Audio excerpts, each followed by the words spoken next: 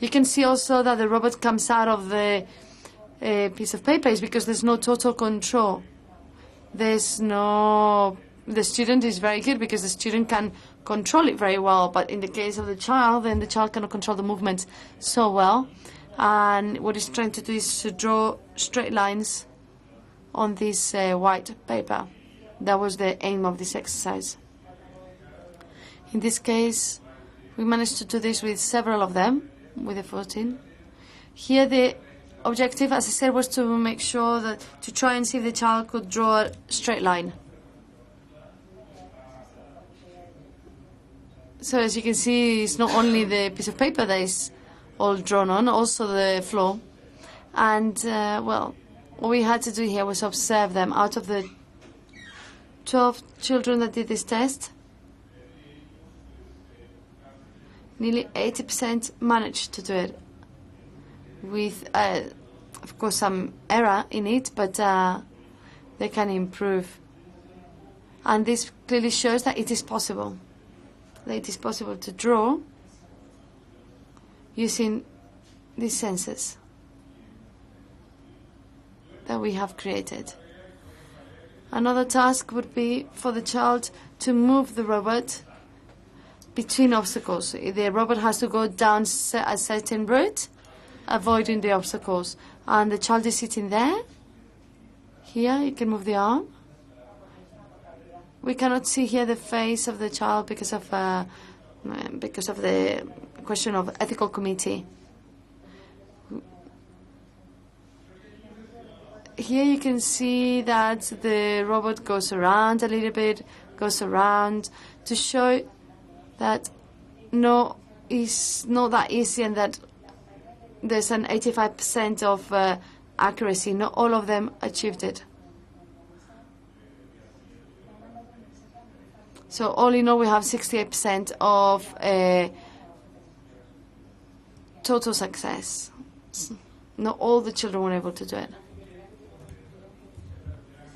In terms of statistics, well, there are different graphs demonstrating, for instance, here that after 3 weeks, we did experiments for 3 weeks with the 14 children, and that is a lot of experiments, lots of appointments, and that it demands a lot of time. It's very time-consuming. But after 3 weeks, we've seen that there is a very good evolution in the results. After the 3 weeks, the 14 of them were able to move the robots along that route.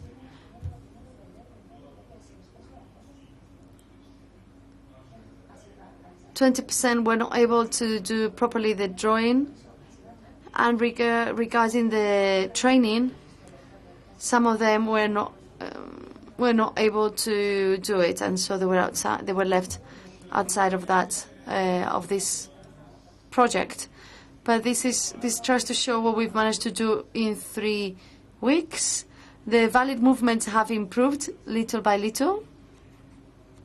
Every time they worked with the robot, they were a little bit better working with it. They were more accurate. There's been a clear improvement over the 3 weeks.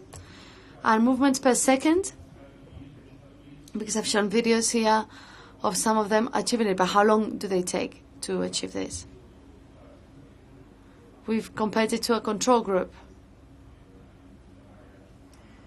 We had the so-called normal kids doing the task, and we compared them. They were the control group, and we compared them with these children to see how long they would take to do the same task.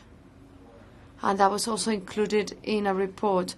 So we've included the movements per second have improved over the 3 weeks.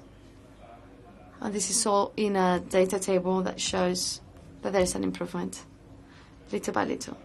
But of course, I'm talking here about 85% or 60%, but I'm talking about children with severe motor disabilities. Mm-hmm. People that, were not able to go outside to play. And so what we're doing with them is important. When we interview the parents or the carer, and there's also a pedagogist that also always accompanies the children, we obtained their feedback, and they said that yes, that there was an improvement, that they were happy. when looking at how to measure something that is abstract, when you talk about movements per second, success in the tasks, but there are other parameters that we need to take into consideration. And so there is an assessment or assessment method called a goal achievement score. And this is the scale that we used, the score that we used, and basically it measures whether the child does a task. If it doesn't do it properly, it obtains 0. If it does it better than expected, then you start having a plus score, minus score, +1, -1, +2, -2. And so whether it's better or worse than expected, well, it's us that scores it.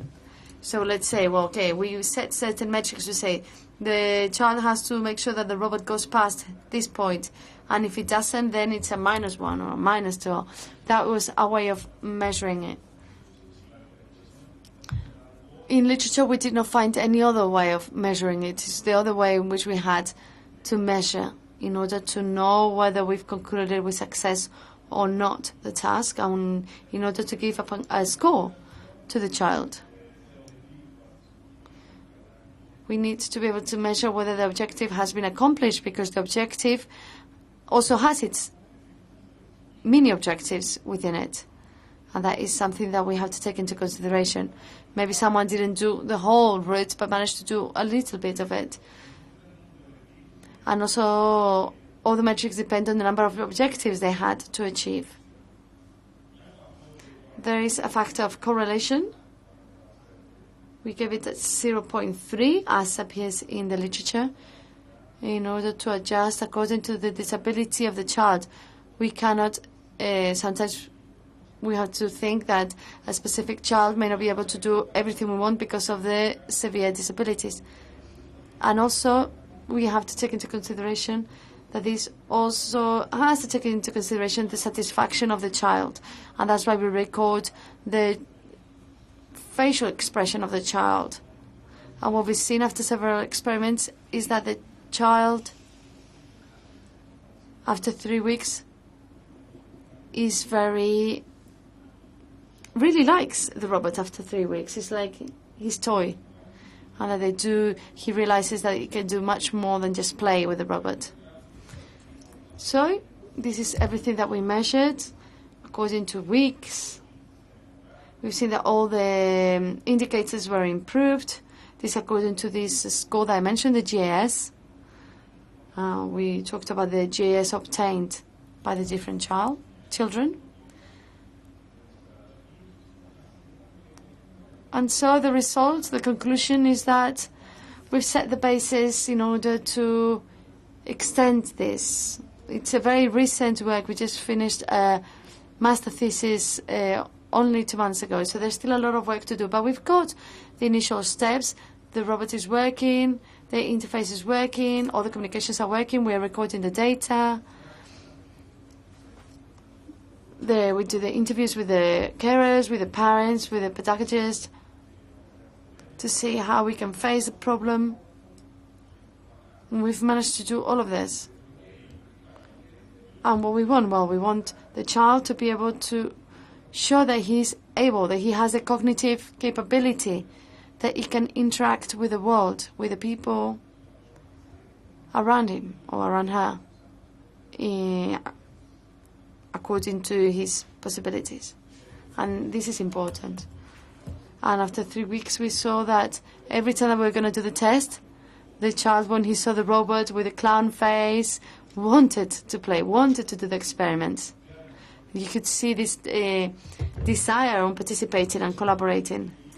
Also, because they really wanted to participate, they really concentrated on the task. They put a lot of concentration on it. They put a lot of interest on this. We also saw something that the physiotherapist from this center told us. She said when she saw the experiments that the children that could only move their head and also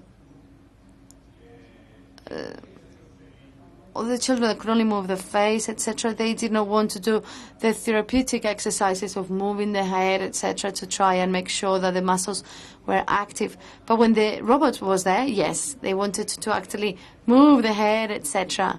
And so it was indirectly doing the physical rehabilitation work through the use of these robots. And this is something that we discovered after doing the experiments. But there's still a lot to do. We can put colors and sounds in the robots in order to make it more attractive for the child. We also need to maybe to propose new tasks, or we could improve the robot. I didn't show the task of picking up things with the thumbs. We want the child to be able to also control the thumbs so that the robots can pick up something and bring it to the child. I don't know, a biscuit or a toy, or that is something that we've still got left to do. And also, we need to carry out an automatic system in order to see whether the child is happy or not through facial recognition. There are cameras now that only take the picture when the face is smiling, and we want to include that technology in order to know whether the child is happy or not, automatically rather than manually, and that would automatically calculate the GIS score. So we just wanted to explain to you what we've done and what we've got left to do, but that's all. Thank you very much for your attention.